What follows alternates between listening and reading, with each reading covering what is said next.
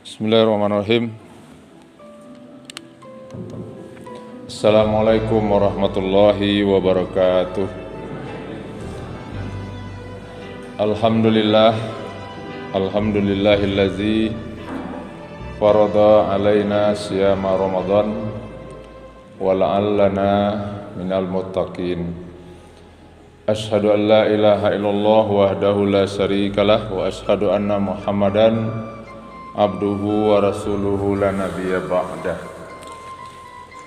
Bapak, ibu-ibu, hadirin dan hadirat jemaah tarawih yang dimuliakan oleh Allah. Syukur kita pada Allah Subhanahu wa taala atas anugerah rahmat kepada kita dengan datangnya bulan suci Ramadan ini.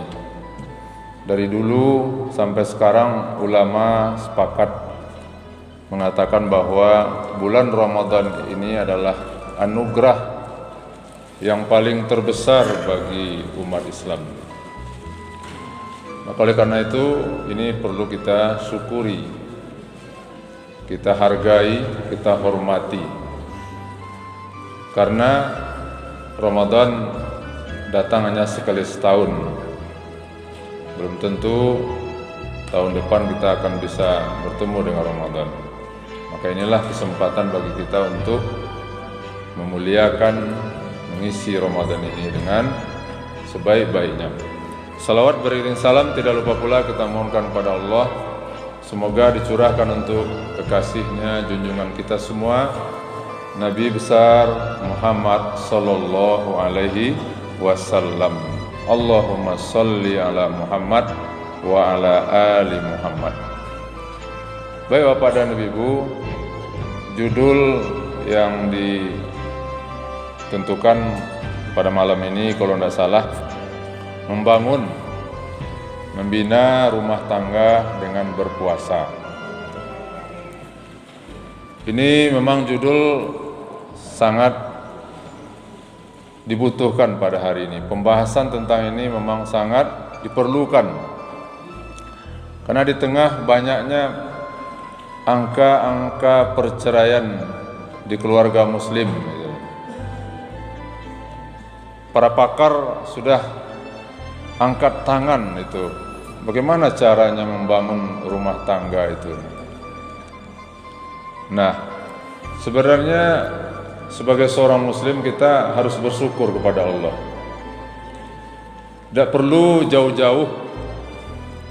Kalau kita telusuri, kita pelajari agama kita ini, sebenarnya inilah merupakan resep yang paling ampuh oleh Allah dan Rasul untuk membangun keluarga itu. Nah, Bapak dan Ibu, di judul dikatakan bahwa membangun keluarga dengan ibadah puasa atau dengan berpuasa. Apa hubungannya antara puasa dengan keluarga? Tentu sangat erat hubungannya antara puasa dengan keluarga ini. Nah, kalau kita ingin tahu bahwa bagaimana hubungan antara puasa dengan keluarga itu, tentu tidak lepas kita melihat apa sebenarnya esensi daripada ibadah puasa itu sendiri. Nah, maka ibadah puasa itu adalah merupakan momentum sebenarnya. Apa itu momentum, Ibu? Waktu yang paling tepat bagi kita untuk membina rumah tangga atau keluarga. Ya. Bagaimana puasa itu bisa membina rumah tangga? Di rumah tangga itu ada suami, ada istri, ada anak, gitu. Nah, bisa kita lihat yang pertama, bagaimana prosesi atau kegiatan dari ibadah puasa ini sendiri. Itu terasa kali bagi kita Bapak dan Ibu, bahwa memang ibadah puasa ini merupakan terapi gitu, merupakan training ya untuk membangun, membina rumah tangga yang lebih kokoh. Karena di dalam Al-Quran dijelaskan oleh Allah, ya ayyuhallazina amanu qu anfusakum wa ahlikum naro. Wahai orang beriman, jaga dirimu, jaga keluargamu dari api neraka. Nah, ibadah puasa pertama kita lihat bahwa di dalam ibadah puasa ini akan terbangunlah namanya kebersamaan itu. Iya tuh, Bu. Kebersamaan dalam berpuasa itu sangat kita rasakan Bapak dan Ibu. Bagaimana kebersamaannya? Kan baru tadi wak buku, tadi pagi wak sahur itu. Dimana jarang mungkin Bapak dan Ibu, ya mungkin 11 bulan ini, ya mungkin jarang. Nah, kalau jarang itu berarti kan bukan berarti tidak pernah. Yang kita mungkin karena kesibukan kita masing-masing, sehingga kita makan bersama itu dengan keluarga itu mungkin jarang. Nah, ibu-ibu dengan sukacita, dengan sepenuh hati memasak makanan samba gitu. Tapi boleh jadi kadang-kadang tidak sempat makan bersama dengan bapak, dengan anak. Nah, bapak kadang-kadang talambe pulang dari Karajo. Nah, ketika diletakkan ya makanan nasi, diajak oleh bapak makan ala bu itu. Kata ibu, ya ibu lah makan tadi. Tapi pada saat kita berbuka tadi itu kita semuanya makan bersama, berbuka bersama. Kemudian sudah buka, ya kita sholat berjemaah bersama di rumah, mungkin tidak sempat ke masjid. Nah, berbuka bersama itulah dalam rangka memperkuat silah, hubungan, mahabbah, kasih sayang antara ya anggota keluarga. Nah, kalau perlu mamanya sesekali pak ibu buku keluar, lancar jo. Tapi di rumah saja bapak ibu terasa begitu. Buku bersama, anak-anak muda itu puluh. Yang teralah ndak, ya pagi-pagi umpamanya, ya yang anak sibuk nyolah makan seorang.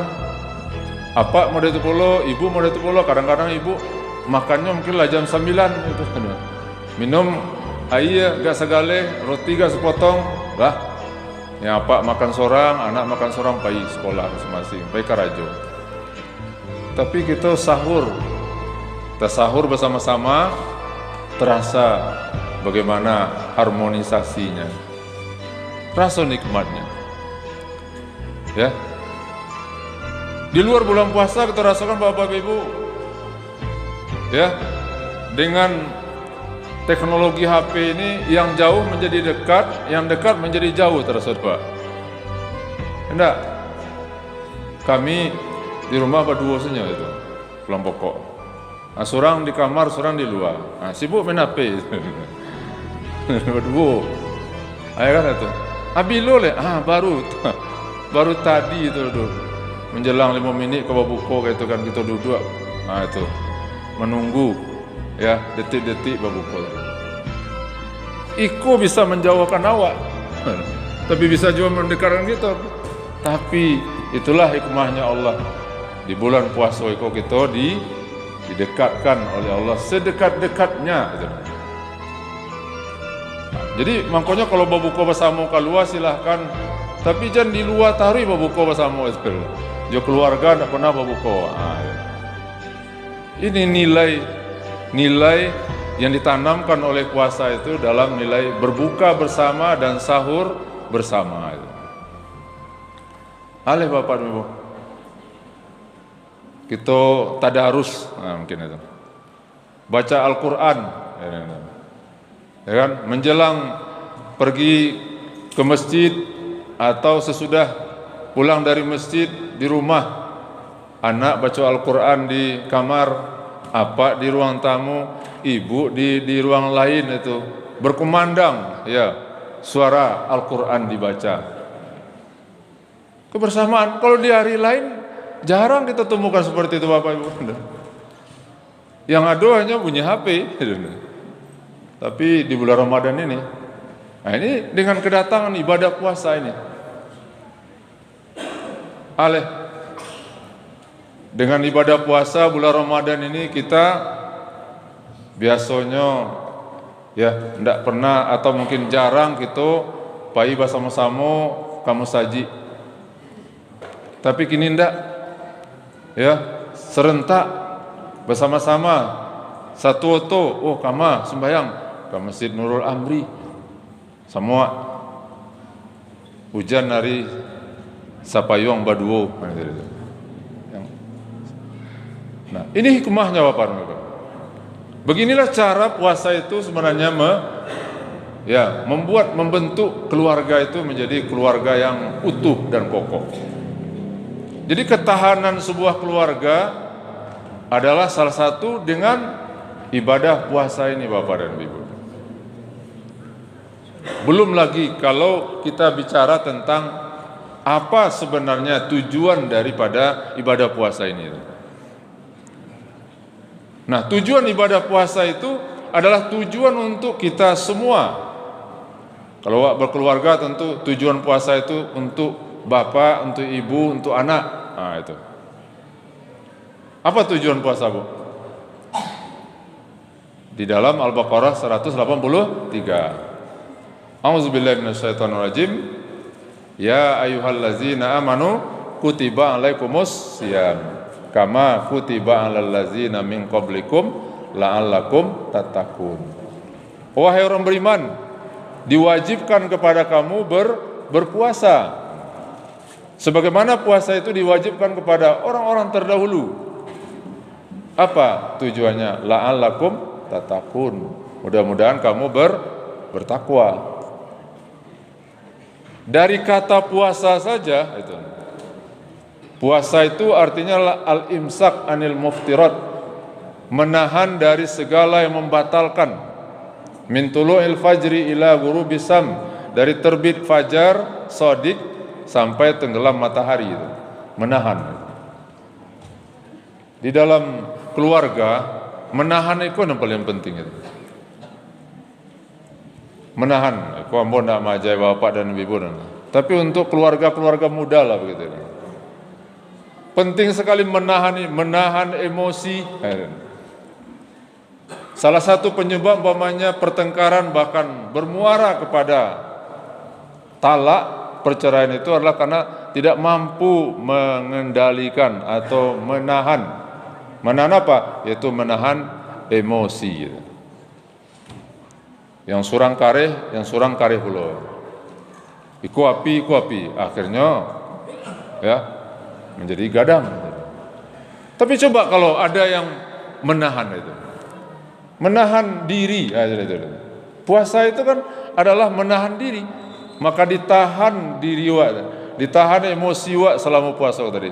Kalau ada orang ya ingin mencoba memancing-mancing emosi atau orang tiba-tiba mengatur-ngatur ndak salah, lalu nyukato-kato kata Nabi, fakul inni shaimun, aku puasa. Tahan. Anak juga harus menahan di dalam keluarga tadi, ditahan. Jangan sampai anak berlaku kasar kepada orang tuanya. Tetapi sebaliknya, anak harus hormat kepada orang tuanya, tutur katanya yang baik kepada orang tuanya. Diajarkan oleh Allah di dalam Al-Quran, waqfid lahuma janahal zulli minar rahmah, rendahkan sayap kehinaanmu kepada orang tuamu. Nah itu. Kok anak umpamanya titelnya tigo di mungko, tigo di belakang bana, orang tuanya ndak batitel, waqfid lahuma. Nah, rendahkan itu kan lambang kebanggaan anak, tapi rendahkan sayap kehinaan itu ya kepada orang tua itu. Apalagi waqul lahuma qaulan karima, katakan kepada ibu bapak itu perkataan yang karimah, Bahkan tidak sampai di situ, doakan orang tua tadi. Ya, itu Bu. Tapi kini kan itu yang kurang itu, menahan itu. Nah, kalaulah ibadah puasa ini kita laksanakan dengan baik, maka rumah tangga akan menjadi rumah tangga yang kokoh, yang kuat gitu. Dengan puasa. Nah, tujuannya lagi Bapak dulu. Apa tujuannya? La'alakum tatakun. Nah, mudah-mudahan dengan berpuasa ini menjadi orang bertakwa. Kenapa penting bertakwa itu? Karena takwa itu hendaknya menjadi solusi pertama bagi kita dalam menghadapi problema dalam hidup ini. Orang kadang-kadang Bapak dan Ibu kalau ada masalah ndak takwa yang dahulukan dulu dah. Tapi solusi yang cari dulu. Tapi dalam Islam justru takwa itu yang utama dulu, baru dapat solusi itu. Ada di Mesir itu seorang ulama besar namanya Mutawalli Sa'rawi. Ini bertemu dengan seseorang laki-laki. Ditanya dia Mutawalli Sa'rawi tadi, di mana Karajo? Oh, di situ. Rupanya Mutawalli Sa'rawi tahu bahwa tampaknya Karajo itu tidak sehat. Karena tugasnya Karajonya menghidangkan ya minuman yang haram. Kemudian di tempat kerja itu dijual benda-benda syubhat. Lalu kata ulama Syekh tadi, sebaiknya Anda berhentilah bekerja dari situ. Nah, apa jawaban dari laki-laki tadi? Syekh, ambo karajo di situ karena terpaksa, Syekh. Baik itu, karena ambo punya utang. Jadi biarlah selesai utang ambo dulu, baru ambo berhenti karajo di tempat yang subhat itu, katanya. Oh gitu, kata Syekh tadi. Dibacakanlah oleh Syekh sepotong ayat di dalam surat At-Talaq. Bismillahirrahmanirrahim. Wa may yattaqillaha yaj'al lahu makhraja. Barang siapa yang bertakwa kepada Allah, maka Allah akan berikan kepadanya makhraj. Makhraj artinya solusi, jalan keluar. Tanya dek Syekh tadi kepada laki-laki tadi. Coba saya lihat di susunan ayatnya. Wa may yattaqillaha yaj'al lahu makhraja. Siapa yang bertakwa, Allah akan carikan jalan keluar. Mana yang dulu nak kata Syekh tadi? Mencari solusi dulu atau bertakwa dulu? Mana dulu, Bu? Takwa dulu kan? Man itu kalau belajar bahasa Arab itu namanya huruf syarat namanya. Siapa yang bertakwa, maka jawab syaratnya pasti ya, wa may yattaqillaha yaj'al lahu makhraja. Awak saja manusia ko yang pendek tapi menganggap manusia ko hebat daripada Allah Subhanahu wa taala. Rumus Allah itu ndak awak pakai. Kalau ada masalah awak cari jo dulu jalan keluar. Takwanya beko. Kata Syekh tadi, "Mayang dulu nak, takwa dulu atau cari solusi?" Yo, berdasarkan ayat Syekh, takwa dulu. Nah, kini kalau mode itu kata Syekh itu, nah, coba amalkan ayat ini. Bagaimana bertakwanya, Bu? Tadi kan nyokarajo di tempat subhat. Bagaimana takwanya? Keluar dari situ, itu. Resign, berhenti dari situ, kan itu takwa itu. Oh, terpasu. Akhirnya nyikutilah saran dari Syekh tadi. Dia berhenti bekerja dari situ, padahal dia harus melunasi utangnya. Setelah beberapa minggu berhenti, terbukti ayat ini Bapak dan Ibu. Dia dipanggil, diminta bekerja di sebuah hotel yang dekat dari Masjid Nabawi tadi, bintang barat tuh hotelnya. Mungkin bintang 5 nak. Yang gajinya lebih besar daripada bekerja tempat tadi itu. Itulah buah daripada bertakwa tadi. Tapi kalau dibalik, itu tidak akan selesai. Orang kan tidak, biarlah dulu berada dalam keadaan seperti itu. Lalu nanti takwa sendiri, jangan sebut. Tidak akan mungkin takwa itu muncul dari tempat maksiat. Tidak akan mungkin takwa itu lahir muncul dari perbuatan-perbuatan yang dilarang oleh Allah. Tapi justru takwa itu datang dari mana itu? Dari solusi itu datang daripada tempat yang baik. Nah, jadi kaitan puasa Bapak-Ibu. Maka ibadah puasa tujuannya adalah mengantarkan kita menjadi orang bertakwa. Maka kalau sebuah rumah tangga semuanya bertakwa, maka kata Allah, ya kan, di dalam surat Al-A'raf, ya, kalau seandainya penduduk sebuah negeri ya beriman dan bertakwa, maka la fatahna alaihim barakat abwaba kulli syai'. Kami bukakan kepadanya pintu-pintu keberkatan. Takwa Bapak. Rumah tangga kalau bertakwanya itu, ibunya bertakwa, bapaknya bertakwa, anaknya bertakwa, maka insya Allah rumah tangga itu menjadi rumah tangga yang kokoh.